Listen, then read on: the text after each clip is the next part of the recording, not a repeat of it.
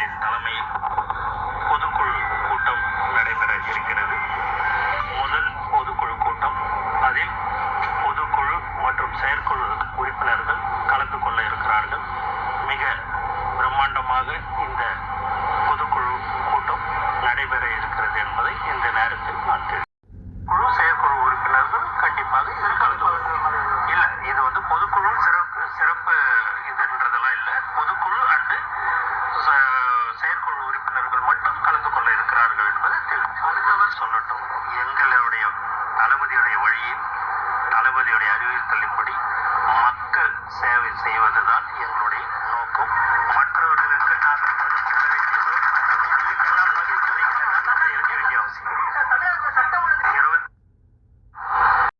பொதுக்குழு கூட்டமானது வருகிற 28ஆம் தேதி நடைபெற இருக்கிறது.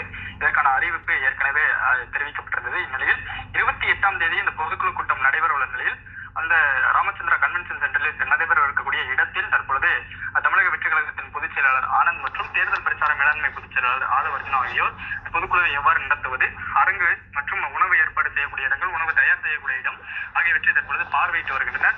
28ஆம் தேதி இந்த பொதுக்குழு நடைபெற இருக்கக்கூடிய நிலையில் ஏற்கனவே அந்த பொதுக்குழு உறுப்பினர்களுக்கு, தமிழக வெற்றி கழகத்தில் பொதுக்குழு உறுப்பினர்களுக்கு இமெயில் மூலமாக, அதாவது மின்னஞ்சல் மூலமாக அழைப்பு விடுக்கப்பட்டிருக்கிறது.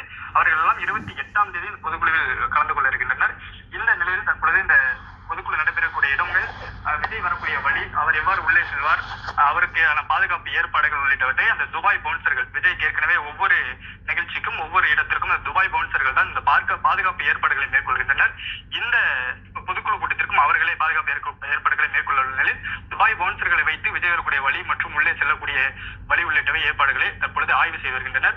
வருகிற 28ஆம் தேதி தமிழக வெற்றி கழகத்தின் முதல் பொதுக்குழு கூட்டம் சென்னை திருவான்மியூரில் இருக்கக்கூடிய ராமச்சந்திரா கன்வென்ஷன் சென்டரில் நடைபெற இருக்கிறது. முன்பாக அவரது இறுதி திரைப்படத்திற்கான, ஜனநாயகன் திரைப்படத்திற்கான படப்பிடிப்பு என்பது நடைபெற்று வருகிறது. அவரது காட்சிகள் மும்முரமாக படப்பிடிப்பு நடத்தப்பட்டு வரக்கூடிய நிலையில 25 நாட்கள்ல அவர் நடிக்கக்கூடிய காட்சிகளுடைய ஷெட்யூல் முடிவடைய இருக்கிறது.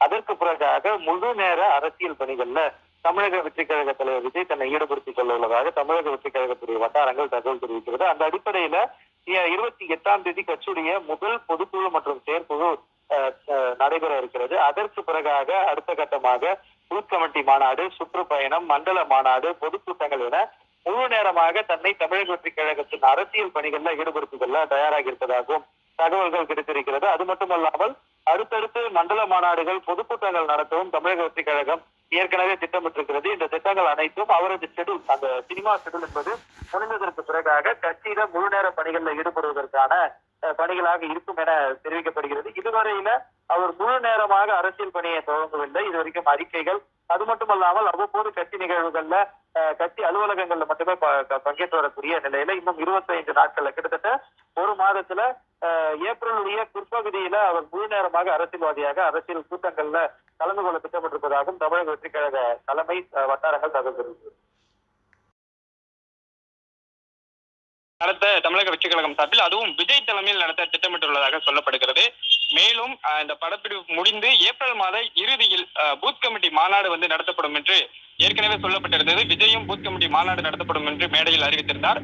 அதன்படி ஏப்ரல் மாத இறுதியில் அந்த பூத் கமிட்டி உறுப்பினர்கள் நியமனமானது தற்பொழுது நிறைவு பெற்றுள்ள நிலையில் இறுதியில் பூத் கமிட்டி மாநாடு விஜய் தலைமையில் நடத்தப்படும் என்று சொல்லப்படுகிறது. அந்த பூத் கமிட்டி மாநாடு முடிந்த பிறகாக மண்டல அளவில் மாநாடுகளையும் பொதுக்கூட்டங்களையும் பிரச்சார சுற்றுப்பயணங்களையும் விஜய் மேற்கொள்ள உள்ளதாக சொல்லப்படுகிறது.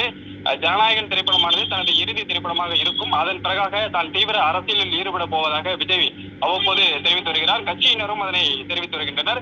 இந்நிலையில் தான் இன்னும்